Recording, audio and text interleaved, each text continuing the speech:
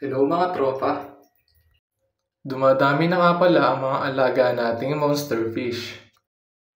Medyo mabigat din sa bulsa kasi puro live foods ang kinakain nila.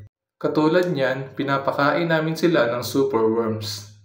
Kaya naisipan namin mag-breed na lang kaysa bili kami ng bili.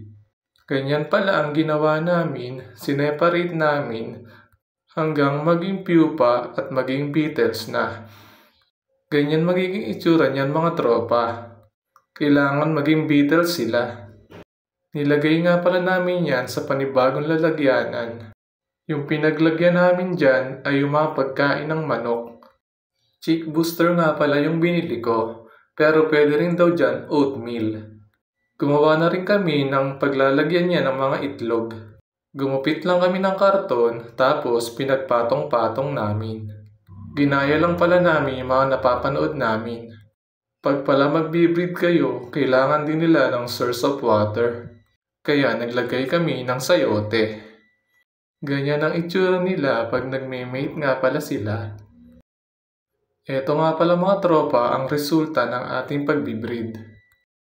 Once na mapisa na sila, makikita mo na lang dyan sila sa lapag.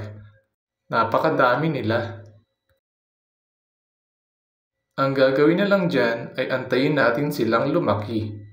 Siyempre, lagyan pa rin natin sila ng mga source of water na pwede nilang kainin. Binuksan nga pala namin yung isang karton dyan. Ayan, makikita mo rin may mga maliliit. Hiniwalay nga pala namin yung iba dyan. Ayan ang itsura nila mga tropa. Hindi na kami mahihirapan sa pagbili-bili. Meron na kaming only superworms.